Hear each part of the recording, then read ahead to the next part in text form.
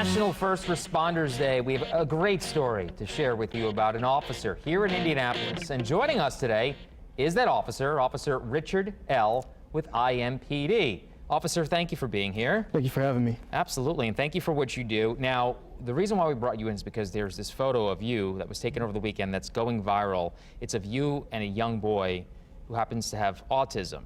So tell us what happened. Well, I was on my way to a run, and I got diverted.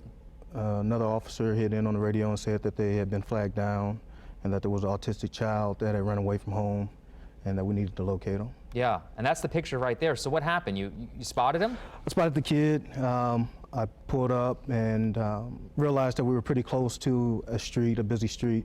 And so I didn't want to startle him and have him run away from me. So made sure I approached him, had my hands up, my palms up to make sure that he knew that I wasn't a threat to him. I asked him to sit down. He sat down for me.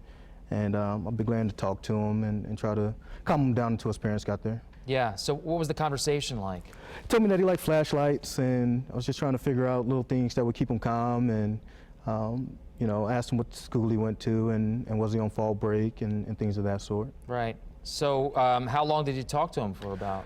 I probably talked to him probably about 15, 20 minutes. Wow. Initially, he was pretty frantic. He was crying and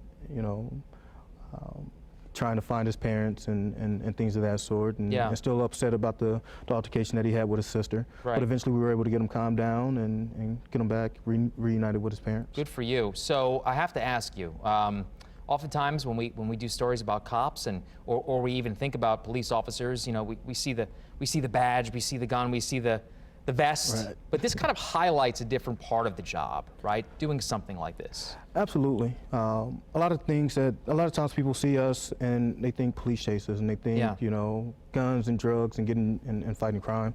But a lot of our work, is just dealing with the everyday community and dealing with kids that have autism or, domestic situations or whatever the case may be. So our job is pretty all-encompassing.